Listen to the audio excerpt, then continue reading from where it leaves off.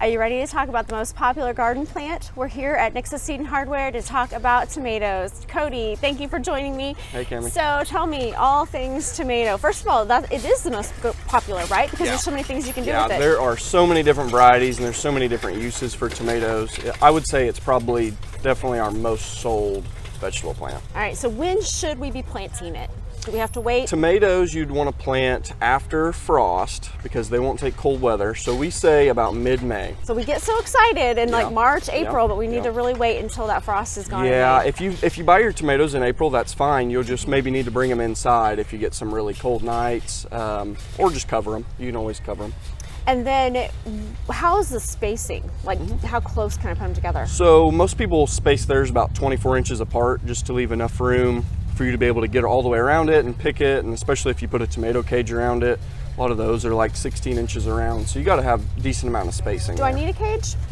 I always use a cage because you got to do something to keep them growing upright. So if you don't use a cage, you can stake them and use string or twine to pull them up, but a cage is a lot easier. All right, what about the soil? Is there any kind of particular soil or additives we need to put in the soil? Yeah, we sell a lot of cotton burr compost, mushroom compost, and then compost manure. Those are all really popular to like add to your garden. And then sphagnum peat moss always helps. That kind of slightly acidifies the soil, keep it really loose. Vermiculite's another good thing too. That helps hold on to some moisture whenever you water, and then it kind of leaches it out slowly. All right. There are so many varieties. How do I know what to pick? Well, so some varieties grow larger than others, so some people prefer that for like a good slicing tomato. Some people want smaller ones, that way they don't have to have such a big pot or such a big area dedicated to them. Patio tomatoes are really popular. People put them like on their apartment balconies and stuff like that. Those are better for pots? Yeah, they stay a little bit smaller. They put on a little bit smaller tomato, but they're just kind of better for those situations. Yellow tomatoes are less acidic, so golden jubilee and lemon boy, those are slightly less acidic if you get heartburn or something. What about salsa? So we sell a lot of the Romas for salsa. That's kind of more of a medium-sized tomato. People really like putting. And they're that less juicy that way? Correct. All right, and when do you water? Do you have to water these every day? Yeah, watering you really want to do every day, and it's always a good idea to water at the base of the plant and not the foliage. Why? If you water at the base, it's way less likely to get disease to spread. Keeping that foliage wet is not a good idea. That'll make fungus more likely to be on that plant. So water at the base, not a lot of pressure because you don't want to splash that soil up onto the plant. Do you want full sun?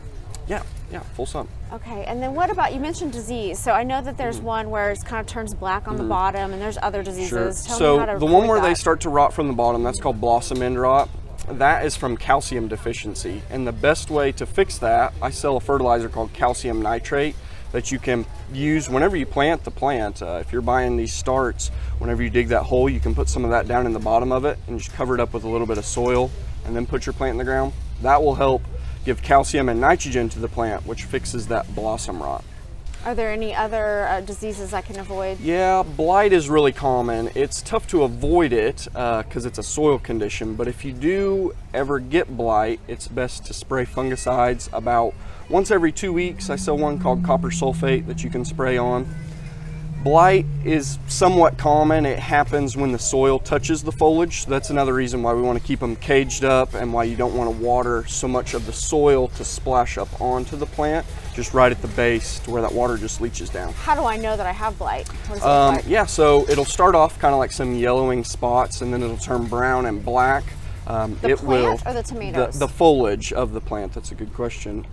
It starts off small, but boy, it spreads really fast, and it can move from plant to plant too. So I've heard that I need to get rid of the suckers. Is that an official term first? yeah, so I don't know if it's an official term, but it's one that we use. Makes sense. So on these plants, you'll see some of these stems that kind of come off the main stem here. And so like this is a pretty good example of one that's really small and scrawny, but it's already put a bloom on. And when that bloom develops, it should turn into a tomato. Well, this stem obviously is not going to support a tomato. There's not going to be enough nutrients there. So you're going to want to pinch those off. You could take off something like this one. There's a couple other, this one here. Being as it's so close to this other main large branch, you don't really want to fit in between, right? Yeah. That's the actual sucker? Yeah.